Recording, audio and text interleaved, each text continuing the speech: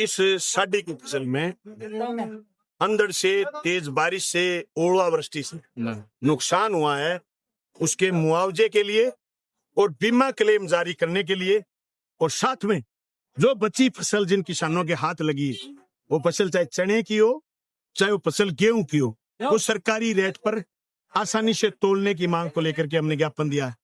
आप पूरे जिले में देख रहे हैं, जो गेहूं खरीद में शर्तें इन्होंने लगाई हैं, और चने में जो साथी सैंपल लेकर के आए, कह रहे कि आपके चने में नमी 15% है, 18% है, यह भी शर्तें लगानी इन्होंने शुरू कर दी। जबकि ये उनको कहते हैं कि साइड के पेड़ के नीचे ले आओ, ये नमी तो 1-2 दिन में फारिग हो जाएगी। लेकिन ये चाहते हैं, सरकार चाहती है कि पूरे देश में कम से कम खरीद सुनिश्चित हो, ताकि एमएसपी का टट्टा ही मिटे। साथियों, आप समझोगे 1 महीना खरीद की घटा दी है। इसलिए हमारी मांग है कि खरीद का एक एक दाना तोला जाए। उसके लिए चाहे 2 महीने खरीदे, चाहे 3 महीने खरीदे, चाहे हमारे भाव 1.5 महीने में खरीद ले, लेकिन आज स्थिति है बारदाना नहीं है। तो खरीद के दिन आ गए। अभी आज स्टोरी लगी है अखबारों में, सोशल मीडिया में, आप जैसे साथियों ने जगह जगह स्टोरी करी है कि किसानों की ये फसलें बर्बाद हुई है। रात कितनी तेजी से नौर में ओलावृष्टि हुई है, कितनी तेजी से 2 दिन से बरसात चल रही है, गेहूं में नुकसान होगा। सारी खड़ी फसलों में सर्दियों की ये स्थिति थी। जैसे पिछले दिनों जब ये ओलावृष्टि हुई, बेर में, गड्डी छानी में, आपके बहरू छानी में, झांसल में, सौवाड़ा में, जनाना में, मराना में, फसलों में बड़ा भारी नुकसान।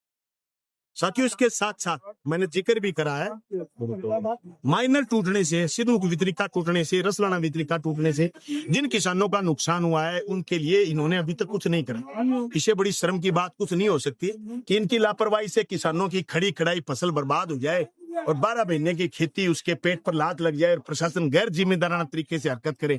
तो मैं समझता हूं कि बहुत मजबूती के साथ किसान, आज कितना भयंकर खेतों का टाइम है, जो सैकड़ों किसान आए हैं, ये इनकी पीड़ा है, किसान साथियों की पीड़ा है, जो एक समाचार के साथ, एक सोशल मीडिया के समाचार के साथ इतने बड़ी संख्या में किसान आए। मैं ये आपको आश्वस्त भी करना चाहता हूं, अगर सरकार इस पर ढंग से अमल नहीं करेगी तो आने वाली 30 अप्रैल को हम यही बड़ा प्रदर्शन करेंगे और किसान सभा पूरे इलाके में उस समय तक खेतों में काम हो जाएगा, चारों किसानों के साथ आएगी और हमारी मांग को दोहराएगी। क्योंकि दूध का जड़ावा छाछ फूक फूक के पीता है।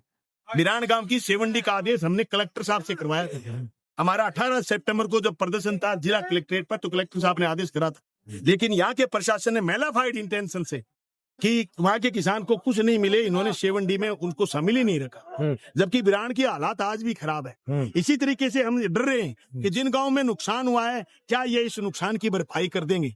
तो इसलिए हमने 30 तारीख का बड़ा आगामी प्रोग्राम भी रखा है। बहुत मजबूती के साथ हम इन मुद्दों पर लड़ाई। सर, कितना का हेक्टेयर आपको लगता है कि प्रभावित हुआ है? क्योंकि बहुत सारे गाँव में आप खुद गए हैं, तो बारिश, ओलावृष्टि हालांकि पूरे क्षेत्र में नहीं होगी, लेकिन बारिश से भी तो काफी सारा नुकसान हुआ है। बारिश से नुकसान हुआ है, कहीं 30%, कहीं 40%। और दूसरी बात ये, जो फसल बारिश की सीध मांगी, इन्होंने कह दिया ना, चना आपका नहीं खरीदेंगे।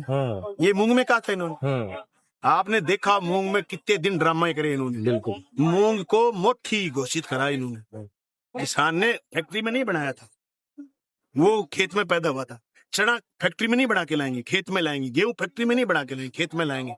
तो बेमौसम की बरसात से नुकसान हुआ है और बेजा नुकसान हुआ। जहाँ ओलावृष्टि, ओला तो इतना सा लग गया ना, समझ लो उसका 30-40% का अंदाजा नहीं हो फसल का। इसलिए सरकार को तुरंत प्रभाव से मुआवजा देना चाहिए। आपने खरीद के मामले में सरलीकरण का आपका मुद्दा है, तो उसका क्या साहब? इन्होंने एक तो यहाँ खरीद एजेंसी चेंज कर, सबसे बड़ा दुर्भाग्य ये है कि 2018 की दिसंबर में जब एमएलए बना तो यहाँ मंडी बंद। 19 में मैंने प्रयास करा, हम लेट हो, 20 में यहाँ खरीद शुरू हुई वापस गेहूं भादरा की मंडी में। आज ये 26 में आते आते वो खरीद बंद हो गई। एफसीआई यहाँ ये नेफेड पहले माल खरीदेगी, कागज वेरिफिकेशन करेगी, फिर माल मंगाएगी, फिर माल खरीदेगी, उसके बाद वो एफसीआई को कागज भेजेगी, एफसीआई नेफेड को भुगतान करेगा, नेफेड किसान को भुगतान करेगा। इस प्रोसेस में लगेंगे 20 से 25 दिन। 2 सवाल संकट पैदा होंगे, एक तो कागज की अनावश्यक प्रक्रिया, दूसरा ये कि किसान गेहूं निकलने के बाद उसके पास स्टोरेज नहीं होता, वो किसान सीधा मंडी में गेहूं डालता है। चाहे भादरा का किसान है, चाहे वो हरियाणा का किसान है, चाहे वो हनुमानगढ़ का किसान है, चाहे गंगानगर का किसान है, गेहूं जैसी चीज घर में वो उतनी लेके आता है जितनी उसको 12 महीने में खानी है। इसलिए उसके पास तो दिक्कत होगी, स्टोरेज का दिक्कत होगा। दूसरी बात कि जब नेफेड के पास इतनी तक्का मुन्नी होगी तो किसान के पास 25 दिन महीने का टाइम नहीं होता, क्योंकि अब जस्ट गेहूं कटने के बाद अगली खेती बटाई पर देनी है, अगली खेती बटाई पर लेनी है, अगली खेती के लिए खेत जमीन समतल करनी है, अगली खेती के लिए प्रिपरेशन करना है, जमीन ठेके पर लेनी है और उस ठेके के लिए पैसे देने हैं। सारा का सारा अगर किसी ने कंप्यूटर कराना है, किसी ने खाद डालनी है, तो उसमें जमीन में अब उसको इन्वेस्ट करना है, तो उसको ताजा पैसे चाहिए। वो पैसे नेफेड देने में 20 से 25 दिन लगाएगा। इसलिए हमने कहा कि ये खरीद केंद्र जो तुम यहाँ नेफेड का लेकर के आए हो, एफसीआई यहाँ भगाई, इससे भादरा तहसील के किसानों को नुकसान होगा। और मैं आज कह रहा हूं, आप जिस दिन आप पूरा तोल कंप्लीट हो जाएगा, आप देखेंगे गांव में जहां लोगों को दूरी तय करके जाना पड़ेगा, गांधीबड़ी में दूरी तय करके जाना पड़ेगा, डुंगराना में, भादरा शहर में जो बीच में था, यहाँ नेफेड पे लोग कम आएंगे। ये दिक्कत है। दूसरी बड़ी बात ये कि इन्होंने जो जिस तरीके से शर्तें लगाई है और 1 महीना खरीद कम करने का कराए, तो ये सरकारी एमएसपी पर खरीद करना ही नहीं चाहती। सरकार एमएसपी से भागना चाहती है, इसलिए वो किसान को परेशान कर रही है। इसलिए आज साथियों में आक्रोश था, इस बात का आक्रोश था कि एक एक दाना सरकारी रेट पर आपको खरीदना पड़ेगा। गेहूं अगर मेरे घर में भी 200 मन पैदा होगी तो मैं चाहूंगा कि 20-30 मन घर में रखूं, बाकी गेहूं में बेच के जाऊं। सब किसानों की ये चिंता है। अगर किसी किसान के पास गेहूं पैदा होने के बाद ये कह दिया जाए कि नहीं तेरी तो 15 दिन बाद बारी आएगी, तो मैं समझता हूँ सरकारी रेट पर देगा ही नहीं, देगा उसे, वो उठवाएगा क्योंकि उसके बाद जगह है ही नहीं। इसलिए हमारी मांग है कि फौरी तौर पर जो आपने अपनी बात शर्तें लगाई इनको खत्म करो और सीधा का सीधा पिछली पैटर्न से सीधा किसान ने कागज दिया और उसकी गेहूं तुल गई। पिछली बार तो एफसीआई का इतना आसान काम होता है, वो ट्रस्ट करता है आड़तीये पर। आड़तीये को आपने लाके कागज दे दिया, आड़तीये ने लिखा दिया जी 50 क्विंटल गेहूं आएगा आपका, तो उसने 50 क्विंटल का भुगतान कर देना है।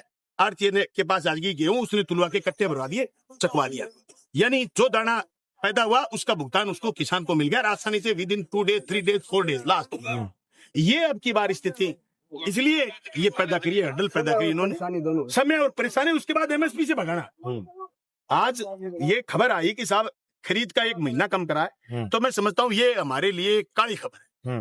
ये एमएसपी, अरे कौन सी फसलें, आज सरसों कौन एमएसपी बेचना चाहता है? सरसों के भाव बढ़े में, सरसों का भाव डाउन आ जाए सब एमएसपी पर बेचना चाहेंगे।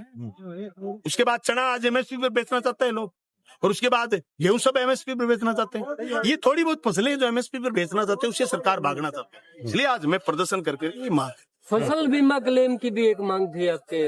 हाँ मांग थी, मांग करी है, क्या पता पिछली 4 फसलों में कोई बीमा नहीं बना था।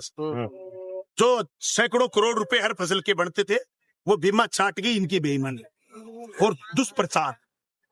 कितनी मुश्किल से बीमा बढ़ता है, क्रॉप कटिंग की तय करवानी पड़ती है, 20-20 दिन 25-25 एक महीने पहले मीटिंगें लेकर के शासन प्रशासन की, फिर बीमा क्लेम बनता है।